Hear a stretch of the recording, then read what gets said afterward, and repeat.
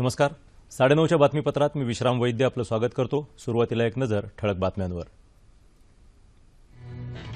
संसद अधिवेशनाच्या पूर्वसंध्येला पंतप्रधान उद्या घेणार रालोआच्या घटक पक्षांची बैठक. भाजप नेत्यांनी आज ठरवली अधिवेशनासाठी रणनीती. पंतप्रधानांची केंद्रीय कामगार संघटनांच्या प्रतिनिधींशी चर्चा.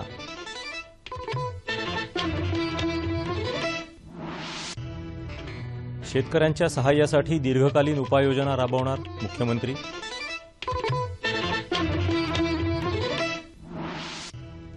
मुंबई पुणे एक्सप्रेसवेवर दरड कोसळून झालेल्या अपघातात 2 ठार 4 जखमी. मध्य रेल्वेतर्फे विशेष गाड्या. लोढा समितीचा निर्णय बीसीसीआयला मान्य. अभ्यास करण्यासाठी कार्यकारी गट स्थापन करण्याचा निर्णय. डेव्हिस चषक टेनिस स्पर्धेत न्यूझीलंडला हरवून भारत विश्व ग्रुप प्ले ऑफमध्ये दाखल.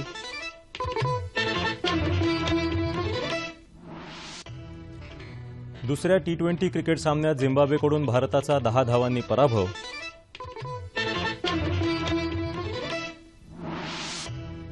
आणि मध्य प्रदेशात अनेक शहरांना पुराचा विळखा. उत्तराखंडमध्ये उत्तरकाशीत भूस्खलनाची शक्यता. अतिदक्षतेचा इशारा. आणि आता सविस्तर वृत्त. संसदेच्या आगामी पावसाळी अधिवेशनाच्या पार्श्वभूमीवर पंतप्रधान नरेंद्र मोदी राष्ट्रीय लोकशाही आघाडीच्या घटक पक्षांची उद्या बैठक घेणार आहेत. ही बैठक महत्त्वाची मानली जात आहे. व्यापम घोटाळा, जातीवर आधारित जनगणना अशा विविध मुद्द्यांवर विरोधी पक्षांनी सरकारविरुद्ध मोर्चेबांधणी केली असून रालोआच्या उद्याच्या बैठकीत त्याबद्दलची रणनीती ठरवण्यात येणार आहे. यावेळचं पावसाळी अधिवेशन वादळी होण्याची शक्यता लक्षात घेऊन भाजपानं घटक पक्षांना विश्वासात घेऊन रणनीती आखावी अशी मागणी यापूर्वी शिवसेनेनं केली होती. भाजपाप्रणित राष्ट्रीय लोकशाही आघाडीमध्ये शिवसेना, तेलुगू देसम पक्ष, अकाली दल, लोकजनशक्ती पार्टी अशा पक्षांचा समावेश आहे. दरम्यान अधिवेशनाच्या पार्श्वभूमीवर भाजपा अध्यक्ष अमित शहा यांनी आज काही वरिष्ठ केंद्रीय मंत्र्यांशी चर्चा केली.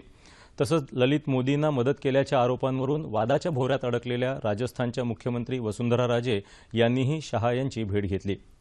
व्यापममुळे विरोधकांचं लक्ष ठरलेले मध्य प्रदेशचे मुख्यमंत्री शिवराज सिंह चौहान हेही त्यांची भेट घेणार आहेत. नवी दिल्लीत उद्या 46व्या कामगार परिषदेचं उद्घाटन होत असून त्या पार्श्वभूमीवर आज नवी दिल्लीत केंद्रीय कामगार संघटनांच्या 21 प्रतिनिधींनी पंतप्रधान नरेंद्र मोदी यांची भेट घेतली. कामगार संघटनांच्या प्रतिनिधींची पंतप्रधानांनी भेट घेण्याची ही पहिलीच वेळ आहे. केंद्र सरकारनं कामगार कायद्यात केलेल्या सुधारणांना अनेक कामगार संघटनांनी आक्षेप घेतला आहे. त्या पार्श्वभूमीवर ही बैठक महत्त्वपूर्ण मानली जात आहे. उद्या सुरू होत असलेल्या कामगार परिषदेत पंतप्रधान राष्ट्रीय करिअर सेवा पोर्टलचं राष्ट्रार्पण करणार आहेत. तसंच भारतीय कर्मचारी राज्य विमा संघटनांच्या सुधारणा उपक्रमाचाही प्रारंभ उद्या पंतप्रधानांच्या हस्ते होणार आहे. ही परिषद 2 दिवस चालणार आहे. शेतकऱ्यांच्या सहाय्यासाठी दीर्घकालीन उपाययोजना राबवण्याचा सरकारचा प्रयत्न आहे असा पुनरुच्चार मुख्यमंत्री देवेंद्र फडणवीस यांनी केला आहे.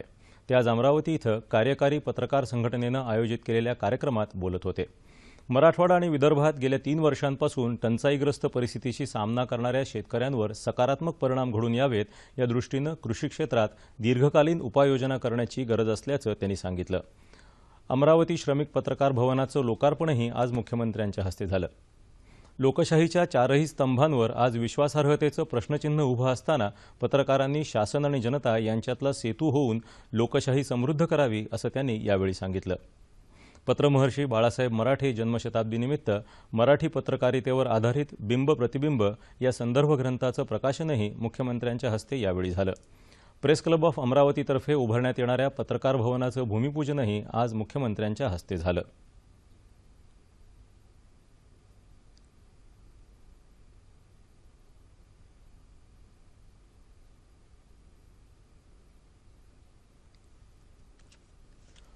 हर्सुल दंगलीला जबाबदार असणाऱ्यांवर कठोर कारवाई करताना कोणाचीही गय केली जाणार नाही.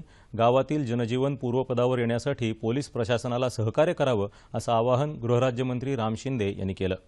सहकार राज्यमंत्री दादाजी भुसे यांच्यासमवेत शिंदे यांनी दंगल झालेल्या हर्सुल गावाची आज पाहणी करून परिस्थितीचा आढावा घेतला. दंगलीमुळे बंद झालेले व्यवहार सुरळीत करायला शासनाचं प्राधान्य आहे असं शिंदे म्हणाले. तपासात मदत करणाऱ्यांची नावं गुप्त ठेवली जातील असं त्यांनी सांगितलं. मुंबई पुणे एक्सप्रेसवेवर आडोशी बोगद्याजवळ आज दुपारी दरड कोसळून 2 जण ठार झाले। या अपघातात जखमी झालेल्या चौघांना पुणे इथल्या शासकीय रुग्णालयात दाखल केलं आहे। अपघातामुळे दोन्ही बाजूची वाहतूक ठप्प झाल्यानं प्रवाशांचे हाल झाले। मुंबई पुणे जुन्या मार्गावर यापैकी बरीचशी वाहतूक वळवण्यात आली। दरड हटवण्याचं काम युद्धपातळीवर हाती घेण्यात आलं असून दोन्ही दिशांची वाहतूक अंशतः सुरू झाली आहे। सार्वजनिक बांधकाम मंत्री एकनाथ शिंदे यांनीही घटनास्थळी भेट देऊन परिस्थितीची पाहणी केली।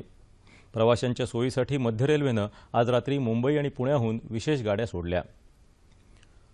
लोढा समितीचा निर्णय मान्य असून बीसीसीआय त्याचा पूर्ण आदर करत आहे। समितीच्या आदेशांचं पालन करण्यासाठी आपण बांधील आहोत असं बीसीसीआयनं म्हटलं आहे। सर्वोच्च न्यायालयानं नेमलेल्या लोढा समितीनं गेल्या आठवड्यात दिलेल्या निर्णयाच्या पार्श्वभूमीवर आयपीएलच्या नियामक परिषदेची तातडीची बैठक आज मुंबईत झाली। या बैठकीनंतर बीसीसीआयनं एका निवेदनाद्वारे ही माहिती दिली। लोढा समितीनं आयपीएल बेटिंग प्रकरणी दिलेल्या निर्णयाचा अभ्यास करण्यासाठी कार्यकारी गट स्थापन करण्यात येणार असून हा गट 6 आठवड्यात आपल्या शिफारसी सादर करणार आहे। या गटातील सदस्यांची नावं उद्या जाहीर करण्यात येतील असं आयपीएलचे प्रमुख राजीव शुक्ला यांनी सांगितलं। गटाच्या शिफारसी बीसीसीआयच्या कार्यकारी समितीकडे पाठवण्यात येणार आहेत। कामकाजात पारदर्शकता आणि गतिमानता येण्यासाठी राज्याच्या माहिती तंत्रज्ञान संचालनालयानं डिजिटल महाराष्ट्र ही मोहीम हाती घेतली आहे। नागरिकांना शासनाच्या विविध सेवा जलद गतीनं मिळाव्यात आणि त्यांचा वेळ वाचावा हा या मोहिमेचा प्रमुख उद्देश आहे। या मोहिमेमुळे नागरिकांच्या तक्रारींचं निवारण होऊन प्रशासनात सुलभता येण्यास मदत होणार आहे। डिजिटल महाराष्ट्र या मोहिमेअंतर्गत विविध प्रशासकीय कामं ई-निविदा प्रणालीमार्फत केली जातील। गडचिरोली, नंदुरबार, सिंधुदुर्ग अशा दुर्गम भागात व्हीसॅट हे तंत्रज्ञान विशेष उपयुक्त ठरू शकेल। वाहतूक पोलिसांच्या कामकाजातली पारदर्शकता ई-चलान पद्धतीमुळे वाढेल। तसंच नागरिकांच्या अतिशय जिव्हाळ्याचा विषय असलेल्या शिष्यवृत्त्या, गॅस, सार्वजनिक वितरण प्रणाली, निवृत्ती वेतन यातील सर्व आर्थिक व्यवहार बँकांमार्फत होणार असल्यानं त्यात पारदर्शकता येण्यास मदत होणार आहे। शेतकऱ्यांसाठी कळीचा मुद्दा असलेला 7/12 आता पूर्णतः डिजिटल स्वरूपात उपलब्ध होणार आहे। प्रत्येक कुटुंबातली एक व्यक्ती ई-साक्षर व्हावी यासाठी राष्ट्रीय डिजिटल साक्षरता अभियान, विद्यार्थ्यांच्या दप्तराचं ओझं कमी करण्यासाठी ऑनलाईन पाठ्यक्रम अशा विविध योजना या मोहिमेअंतर्गत राबवण्यात येणार आहेत। आपले सरकार या वेब पोर्टलच्या माध्यमातून सर्वसामान्य नागरिकांना व्यासपीठ उपलब्ध झालं आहे। डिजिटल महाराष्ट्र या मोहिमेमुळे प्रशासनाचं कामकाज सुलभ, स्वयंचलित आणि लोकाभिमुख होईल हे निश्चित। राज्य सरकारच्या डिजिटल महाराष्ट्र या मोहिमेसंदर्भात अधिक चर्चा करण्यासाठी मुख्यमंत्र्यांचे विशेष कार्य अधिकारी कौस्तुभ धौसे आज आपल्या स्टुडिओत आले आहेत। नमस्कार। 9:30च्या बातमीपत्रात आपलं मनपूर्वक स्वागत। डिजिटल महाराष्ट्र या विषयावर चर्चा करताना मला पहिला प्रश्न असा विचारायचा आहे की डिजिटल महाराष्ट्र या उपक्रमाचा मूळ उद्देश काय आहे? डिजिटल महाराष्ट्र हा राज्यासाठी एक सर्वात महत्त्वाचा असा एक फंडामेंटल प्रोग्राम आहे आणि हा डिजिटल इंडिया जो आदरणीय प्रधानमंत्री श्री नरेंद्र मोदीजींनी अनाउन्स केला आहे या मिशनचा एक सबसेट आहे। याच्यात 3 महत्त्वाचे घटक आहेत। सर्वात महत्त्वाचं म्हणजे डिजिटल साक्षरता। राज्यात प्रत्येक कानाकोपऱ्यात डिजिटल मोहीम जर का आपल्याला व्यवस्थित राबवायची असेल तर त्याच्यासाठी त्याच्यातनं वेगळ्या वेगळ्या ज्या उपाययोजना आपण जे प्रकल्प राबवणार आहोत तर ते समजून घेण्यासाठी आणि त्याचा फायदा घेण्यासाठी लोकांना ती कशी वापरावी हे फार गरजेचं आहे। त्यामुळे डिजिटल साक्षरता हा एक महत्त्वाचा त्याच्यात एक टप्पा आहे। दुसरं डिजिटल सेवा। सगळ्या जेवढ्या आपण महाराष्ट्रात ज्या गव्हर्नमेंट सर्व्हिसेस आपण लोकांना देतो त्या सगळ्या डिजिटली आपण देणार आहोत। ह्याच्यात ऑलरेडी खूप सर्व्हिसेस आजही डिजिटल आहेत पण त्या पूर्णतः लोकांना अति कमीच्या कमी वेळात आणि प्रॉपर प्रोसेस द्याव्या मिळाव्यात म्हणून त्या डिजिटल सेवा हा त्याचा सेकंड फंडामेंटल ऑब्जेक्टिव्ह आहे। आणि तिसरा आणि सर्वात महत्त्वाचा म्हणजे कनेक्टिव्हिटी। जर का आपल्याला डिजिटल महाराष्ट्र जर का आपल्याला सक्सेसफुली राबवायचं असेल तर त्याच्यासाठी आपल्याला पूर्ण महाराष्ट्राला कनेक्ट करावं लागेल आणि ते करण्यासाठी वेगवेगळे प्रकल्प नॅशनली आणि आपण स्टेट लेवलवर आपण राबवत आहोत आणि हे तीनही मिळून एक डिजिटल इंडिया मिशन हा एक धोरण आहे आणि आपण ते इम्प्लिमेंट करण्यासाठी डिजिटल महाराष्ट्र कटिबद्ध आहे। राष्ट्रीय डिजिटल जे धोरण आहे त्याच्याशी महाराष्ट्र सुसंगत राहावा या दृष्टीने मुख्यमंत्र्यांचं धोरण काय? आदरणीय मुख्यमंत्री श्री देवेंद्र फडणवीस यांनी 21 नोव्हेंबर 2014 रोजी एक हाय लेवल मीटिंग पूर्ण ॲडमिनिस्ट्रेशनची घेऊन 48 डिजिटल महाराष्ट्राचे प्रकल्प त्यांनी जाहीर केले होते आणि हे सगळे प्रकल्प त्या 3 ज्या फंडामेंटल ऑब्जेक्टिव्ह आहेत डिजिटल इंडियाच्या त्या अनुषंगाने आहेत. आणि त्यांची कल्पना अशी आहे की लोकांना ह्याचा फायदा झाला पाहिजे. आपण गेले कित्येक दशकं आपण कम्प्युटरायझेशन आणि आपण संगणकीकरण करण्याचा प्रयत्न करतोय आणि त्याच्यात आपल्याला चांगलं यश मिळालंय. मी असं म्हणणार नाही की आपण खूप बॅकवर्ड आहोत त्या बाबतीत, पण त्याच्यात महत्वाचा घटक असा की लोकांना एक आनंद मिळावा की त्यांना सर्व्हिस टाइम बाउंड पद्धतीने मिळते. जेव्हा ते गव्हर्नमेंटशी इंटरफेस करतात त्यावेळी त्यांना कमीत कमी वेळात आणि कमीत कमी पेपरवर्कमध्ये ते मिळालं पाहिजे आणि ह्याचं पूर्ण डिजिटायझेशन झालं पाहिजे. म्हणजे निर्णय जो सरकारला निर्णय घेण्यात किंवा ऍडमिनिस्ट्रेशनला निर्णय घेण्यात जो वेळ लागतो तो वेळ कमी व्हावा. ह्याचा हे 3-4 महत्वाचे आदेश आदरणीय मुख्यमंत्री साहेबांनी दिले होते आणि त्याच्यासाठी पूर्ण ऍडमिनिस्ट्रेशन कामाला लागलेलं आहे आणि आपण चीफ मिनिस्टर ऑफिसमधनं ते वीकली मॉनिटर करतो. त्यामुळे हा प्रकल्प सक्सेसफुल करण्यासाठी जो काही आपल्याला वेग द्यावा लागेल आणि जो काही त्याला पाठलाग द्यावा लागेल तो आपण करणार आहोत. तुम्ही आता जवळजवळ 40पेक्षा जास्त योजनांचा उल्लेख केला, त्यातल्या ठळक योजना काय सांगता येतील? ह्याच्यात सर्वात महत्वाची योजना म्हणजे आपला राईट टू सर्व्हिस जो आपण एक ऑर्डिनन्स आणि आपण एक इम्प्लिमेंटेशन करतोय त्या अनुषंगाने सगळ्या सर्व्हिसेस टाइम बाउंड पद्धतीने आपल्याला द्यायच्या आहेत आणि त्याच्यासाठी आपल्याला सिग्निफिकंट डिजिटायझेशन करावं लागणार आहे. त्यामुळे जर का आपल्याला डिजिटल महाराष्ट्र सक्सेसफुल करायचं आहे आणि सर्व्हिसेस जर का लोकांना द्यायचे असतील तर सगळ्या डिपार्टमेंटचं डिजिटायझेशन हा शब्द महाराष्ट्राच्या जनतेने आणि तुम्ही सगळ्यांनी खूप वेळा ऐकला असेल आणि तो कंटिन्युअसली बोलला जातो, पण त्याचा खरा अर्थ असा की आपले सगळे रेकॉर्ड्स हे ऑनलाईन अवेलेबल असले पाहिजेत, तुम्हाला ते इझिली ऍक्सेसिबल झाले पाहिजेत, ऍडमिनिस्ट्रेशनला ते इझिली ऍक्सेसिबल झाले पाहिजेत, म्हणजे त्याच्यावर निर्णय लवकरात लवकर होऊ शकतात. हा एक महत्वाचा त्याच्यात. आणि ह्याचा प्रॉपर इम्प्लिमेंटेशन राईट टू सर्व्हिसला अतिशय म्हणजे जो आपला सेवा हमी कायदा आहे त्याला तो मदत करणार आहे. दुसरा म्हणजे आपण एक ग्रीव्हन्स पोर्टल सुरू केलं आहे आपले सरकार. हा एक महत्वाचा आपला इम्प्लिमेंटेशन प्लॅन आहे ज्याच्यात आपण डायरेक्टली सिटीजनशी इंटरफेस करतो आणि ह्याच्यामुळे आम्हाला पूर्ण स्टेटचं जे सेंटिमेंट आहे, आज महाराष्ट्राची जनता का त्रस्त आहे, त्यांचे काय महत्वाचे मुद्दे आहेत, कोणत्या डिस्ट्रिक्टमध्ये हे जास्त बघितले जातात आणि आपण ऍडव्हान्स एनालिटिक्स वापरून त्याचा एक सेंटिमेंटल अनालिसिस करतो आणि आपल्याला ओव्हरऑल कुठे काय ट्रेंड्स आहेत ते समजतात. हा डेटा पॉइंट ऍडमिनिस्ट्रेशनसाठी खूप गरजेचा आहे. आपण कोणताही पोल घेतला तर आपण data is the fundamental aspect of it. आता शासनाकडे असा एक टूल आहे ज्यांनी आपण ओव्हरऑल सेंटिमेंट अनालिसिस करू शकतो.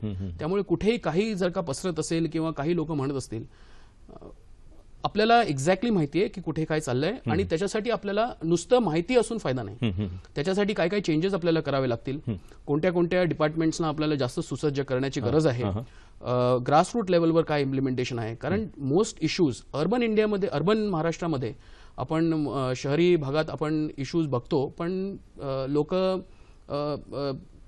कोणत्या तरी पद्धतीने त्याचा सॉल्व्ह करण्याचा प्रयत्न करतात. पण रुरल महाराष्ट्रामध्ये खरंच या गोष्टींचं एक्सप्लॉयटेशन होतं आणि आपल्याला ते व्यवस्थित इन्फॉर्मेशन मिळाल्यामुळे आपण एक इन्फॉर्म डिसिजन घेऊ शकतो. आता जो आपण महत्त्वाचा मुद्दा म्हटलं की सेवा हमी कायदा किंवा नागरिकांना योग्य त्या सुविधा योग्य वेळेत मिळणं ही सगळ्यात महत्त्वाची गोष्ट आहे आणि त्या दृष्टीनं त्याची कालबद्धता निश्चित तर केलेली आहेच, पण एकूण या डिजिटल महाराष्ट्र या संकल्पनेचा कालबद्धता किंवा किती वर्षांनी साधारण आपल्याला ह्याचं पूर्णत्व झालेलं दिसेल आणि त्याचबरोबर सामान्य नागरिकांना त्यावेळेपर्यंत काय फायदा झालेला असेल?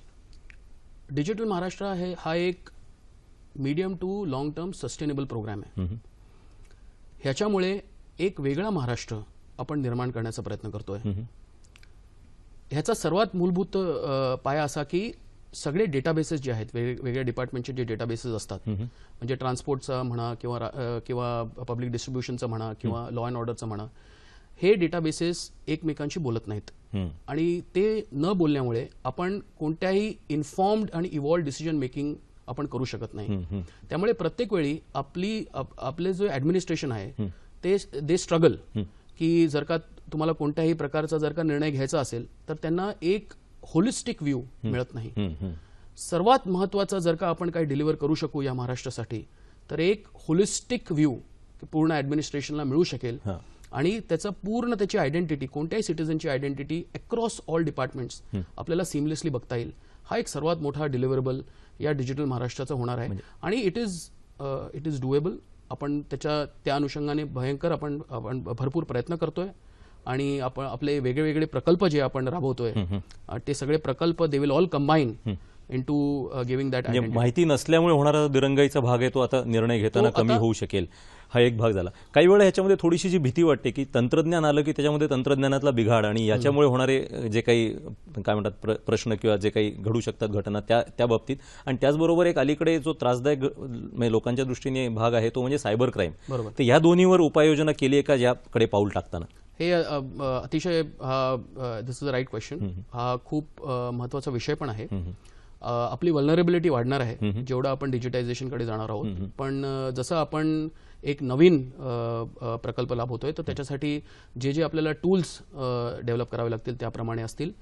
सायबर क्राईम हा एक ग्लोबल इश्यू आहे. आपल्याला महाराष्ट्रात जेव्हा आपण डिजिटायझेशनकडे जाऊ किंवा भारतात आपण डिजिटायझेशनकडे जाऊ तो आपल्याला त्रास देणार आहे आणि त्याच्यासाठी आपण आपले सिस्टम सुसज्ज केले पाहिजे. आणि ते करण्यासाठी ऑलरेडी गव्हर्नमेंट ऑफ महाराष्ट्राने एक खूप ॲम्बिशियस असा सायबर क्राईम स्ट्रॅटेजी प्रोग्राम आखला आहे.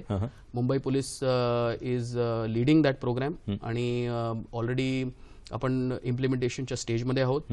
त्याला एक महत्वाचं एक CERT म्हणून कम्प्युटर इमर्जन्सी रिस्पॉन्स टीम अशी एक टीम बनते आणि त्याचं इन्फ्रास्ट्रक्चर आपण निर्माण करत आहोत. आज मुंबईत जवळजवळ 15 टेराबाईट डेटा पर सेकंड ट्रान्झॅक्ट होतो. मुंबई फायनान्शियल कॅपिटल असल्यामुळे इकॉनॉमिक ऑफेन्सेस होऊ शकतात आणि आपण इंटरनॅशनल फायनान्शियल सर्व्हिसेस सेंटर आपण आता मुंबईत BKC मध्ये उभारणार आहोत. तर ह्याचा अजून ह्याचं खूप महत्व आहे.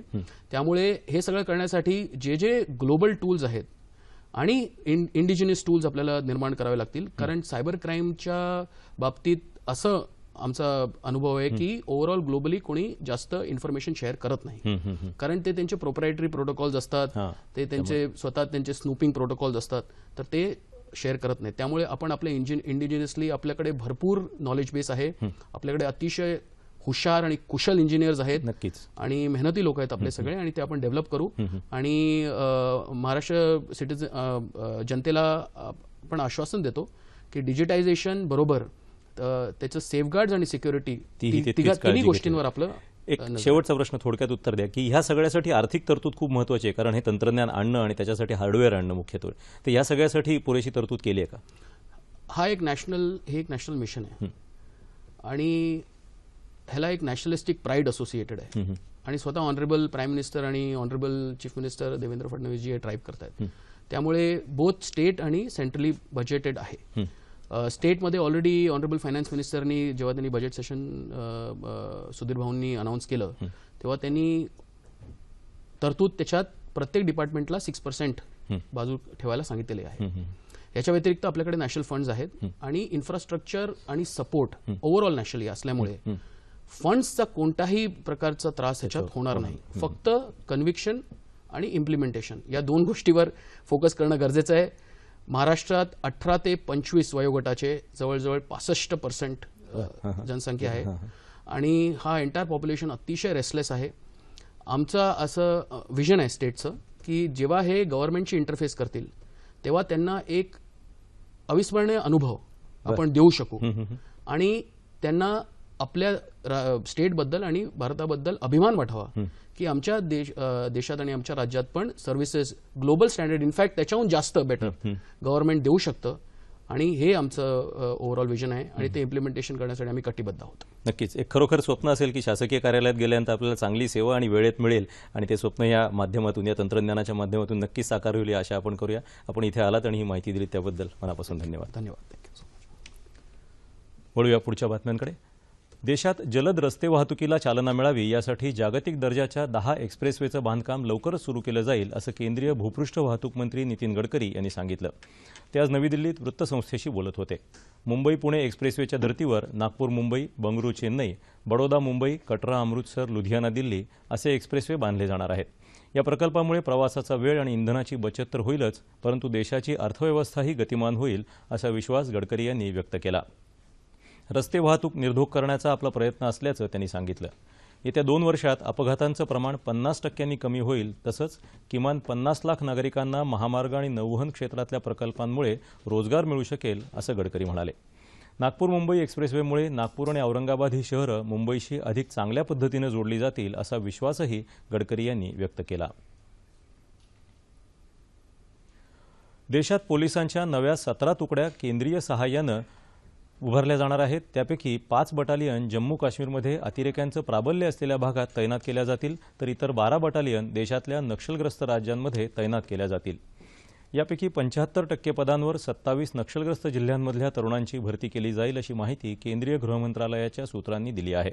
प्रत्येक तुकडीमागे सुमारे 61 कोटी रुपयांचा खर्च अपेक्षित असून यापैकी 75% भार केंद्र सरकार उचलणार आहे.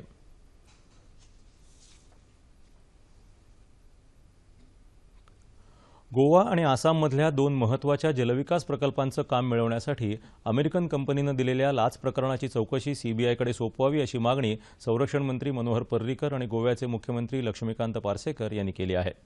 न्यू जर्सीमधल्या लुईस बर्जर कंपनीनं सुमारे $9,76,000 अमेरिकन डॉलर्स एवढी लाच हे प्रकल्प पदरात पाडून घेण्यासाठी संबंधित भारतीय अधिकाऱ्यांना दिली, असं अमेरिकेच्या कायदा विभागानं दाखल केलेल्या आरोपपत्रात म्हटलं आहे.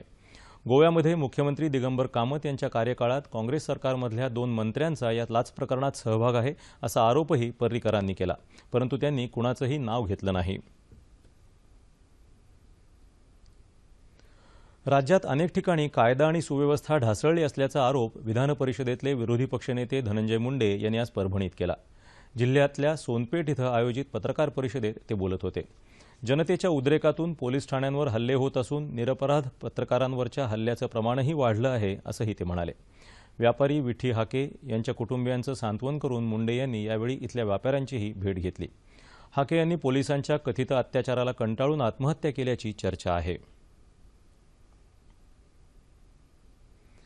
गेल्या अनेक वर्षांपासून कामगारांच्या मागण्यांकडे सरकारचं दुर्लक्ष होत आहे. विद्यमान सरकारही याला अपवाद ठरलेलं नाही, असा आरोप भारतीय मजदूर संघाचे उपाध्यक्ष रमेश पाटील यांनी केला. कामगार कृती समितीनं नागपूरमध्ये आयोजित केलेल्या कामगार संमेलनात ते आज बोलत होते. कामगार हिताच्या संरक्षण कायद्यात बदल करून कारखानदार आणि उद्योजकांचं हित साधणारे कायदे होत असल्याबद्दल या संमेलनात नाराजी व्यक्त झाली. सरकारच्या धोरणाविरोधात सर्व कामगार संघटना येत्या 2 सप्टेंबर रोजी राष्ट्रीय स्तरावर आंदोलन करतील, असा इशारा पाटील यांनी यावेळी दिला.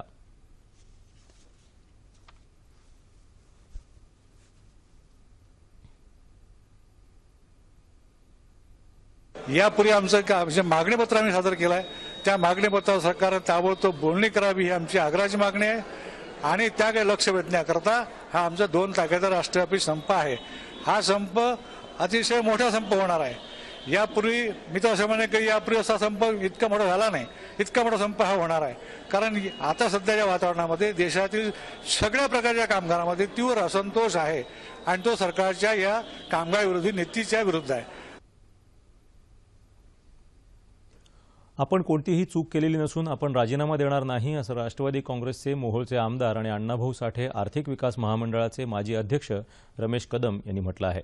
ते आज सोलापूर इथं पत्रकार परिषदेत बोलत होते. मोहोळ शहरात राष्ट्रीय महामार्गावरचं अतिक्रमण काढल्यामुळे सोलापूर जिल्हा प्रशासनानं आणि पोलिसांनी खोटे गुन्हे दाखल केल्याचा आरोप कदम यांनी केला. अण्णाभाऊ साठे आर्थिक विकास महामंडळात कथित घोटाळ्याची सीआयडी चौकशी सुरू आहे. राज्य सरकार सूडबुद्धीनं ही चौकशी करत आहे, असाही आरोप कदम यांनी यावेळी केला.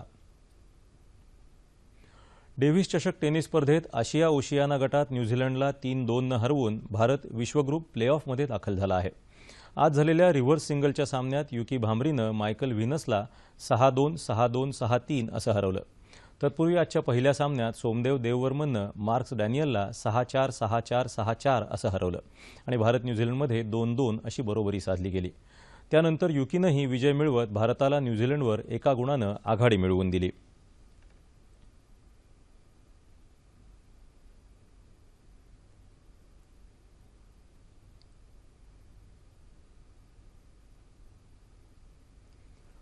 झिम्बाब्वे क्रिकेट दौऱ्यात संपूर्ण यश मिळवण्याचं भारतीय संघाचं स्वप्न आज धुळीला मिळालं. हरारे इथं झालेल्या दुसऱ्या T20 क्रिकेट सामन्यात झिम्बाब्वेनं भारताचा अवघ्या 10 धावांनी पराभव केला. यजमानांनी धडाकेबाज फलंदाजी करत भारतासमोर 146 धावांचं आव्हान ठेवलं होतं. चिभाबा यानं उत्तम फलंदाजी करत 67 धावा काढल्या. सामनावीराचा तसंच मालिकावीराचा किताब त्यानंच पटकावला. झिम्बाब्वेनं ठेवलेल्या लक्ष्याचा पाठलाग करताना भारताची सुरुवात खराब झाली. तिसऱ्या चेंडूवर अजिंक्य रहाणेला धावचीत करण्यात झिम्बाब्वेला यश आलं. त्यानंतरही भारतीय फलंदाजांची सतत पडझड होत राहिली. रॉबिन उथप्पाच्या 42 धावांव्यतिरिक्त इतर कोणताही भारतीय फलंदाज विशेष चमक दाखवू शकला नाही. यामुळे 2 सामन्यांच्या या मालिकेत 1-1 अशी बरोबरी साधली गेली. मध्य प्रदेशात गेल्या 2 दिवसांपासून पडणाऱ्या संततधार पावसामुळे भोपाळसह उज्जैनमधलं जनजीवन विस्कळीत झालं आहे. पावसामुळे उज्जैनच्या क्षिप्रा नदीनं धोक्याची पातळी ओलांडली असून काही देवळांच्या कळसापर्यंत पाणी पोहोचलं आहे. तसंच इथली रेल्वे वाहतूक आणि वीज प्रवाह खंडित झाला असून कित्येक गावांचा संपर्क तुटला आहे. इंदूर, ग्वाल्हेर, जबलपूर, होशंगाबाद आदी शहरांनाही पुराचा वेढा पडला आहे. मध्य प्रदेशात येत्या 48 तासात मुसळधार पाऊस होण्याची शक्यता वेधशाळेनं वर्तवली आहे. सततच्या पावसामुळे गेल्या 2-3 दिवसांपासून उत्तराखंडमध्ये उत्तर काशी इथं वरुणावत पर्वतावरून दरडी कोसळत असल्यानं जमिनीला भेगा पडल्या आहेत.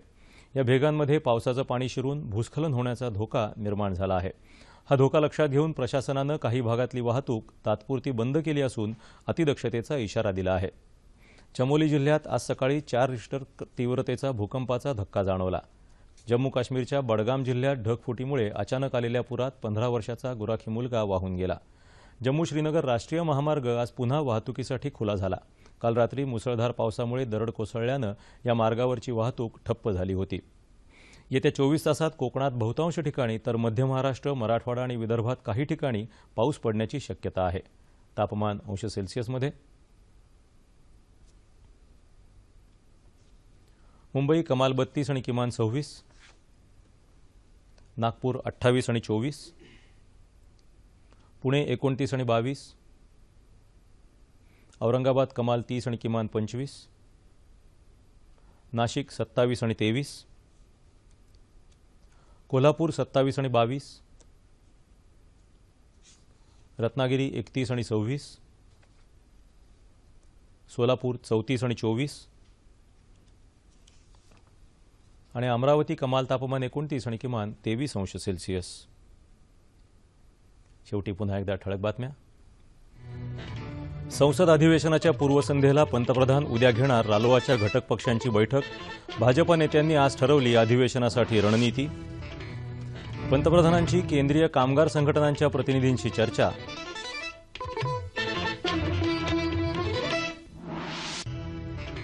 शेतकऱ्यांच्या सहाय्यासाठी दीर्घकालीन उपाययोजना राबवणार मुख्यमंत्री.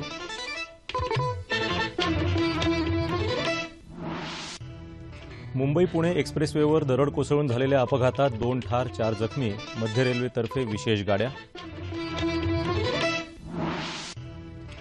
लोढा समितीचा निर्णय बीसीसीआयला मान्य. अभ्यास करण्यासाठी कार्यकारी गट स्थापन करण्याचा निर्णय. डेव्हिस चषक टेनिस स्पर्धेत न्यूझीलंडला हरवून भारत विश्व ग्रुप प्ले ऑफमध्ये दाखल.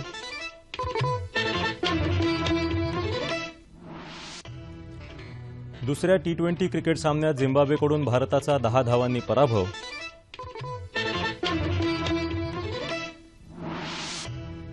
आणि मध्य प्रदेशात अनेक शहरांना पुराचा विळखा.